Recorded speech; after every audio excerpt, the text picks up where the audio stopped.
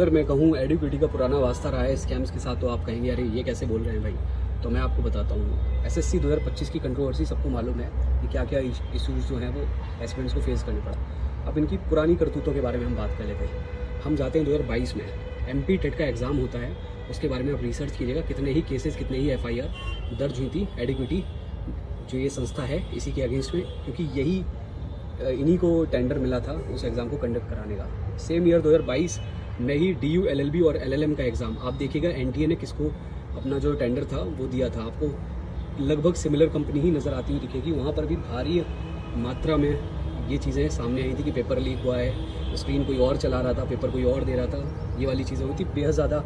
उसमें मैं भी एक्टिव था। मेरी 2022 में आप थोड़ा सा पुराना मतलब वीडियोज़ स्क्रॉल करेंगे तो वहाँ पे मैं दिखाऊंगा भी आपको 2022 के एग्ज़ाम में। इसके बाद हम बात करते हैं 2023 की। MP पटवारी का एग्ज़ाम होता है, उसमें भी ये सारी चीज़ें निकल कर आती हैं कि एग्ज़ाम लीक हुआ है, पेपर लीक हुआ है और स्टूडेंट्स को बहुत सारी इश्यूज़ का सामना करना पड़ा है MP पटवारी में भी।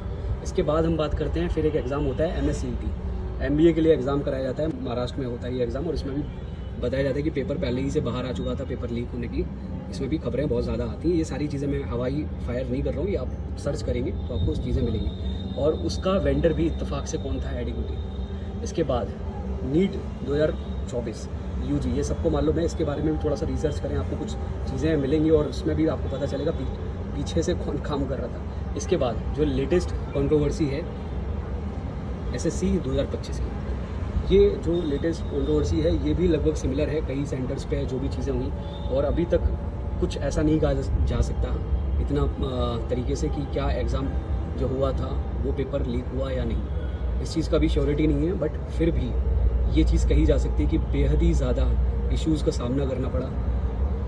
एग्ज़ाम्स जिस दिन थे उस दिन कई जगह एग्ज़ाम कैंसिल हुए। कैंसिल होने का सबसे बड़ा रीज़न जो मुझे लगता है वो यही होता है कि भाई पेपर लीक होने के चांसेस वहाँ से बढ़ गए थे, या फिर लोगों की जानकारी में ये चीज़ आई कि यहाँ से पेपर लीक होने के चांसेस हैं, तो उन जो लैब्स थी उनको वहाँ से पेपर के लिए रद्द कर दिया गया उस दिन की। तो ये थोड़ा सा कुछ इवेंट्स थी मेजर जो एडिक्विटी की सच्चाई हमें दिखाती हैं कि ये बहुत पीछे से, बहुत पहले से ये खेल करती हुई चली आ रही है, और मालूम नहीं किस नशे में जो हमारी SSC है उसने इनको टेंडर दिया था कि भाई आप जाइए, आप कराइए जाके पेपर। लाखों स्टूडेंट्स के भविष्य के साथ खेल लिया SSC ने एडिक्विटी को अपना वेंडर बनाकर। और देखिएगा आप इनके बारे में थोड़ा सा रिसर्च करिए, आपको एडिक्विटी की बेहद संगीन और रंगीन कहानियाँ मालूम चलेंगी।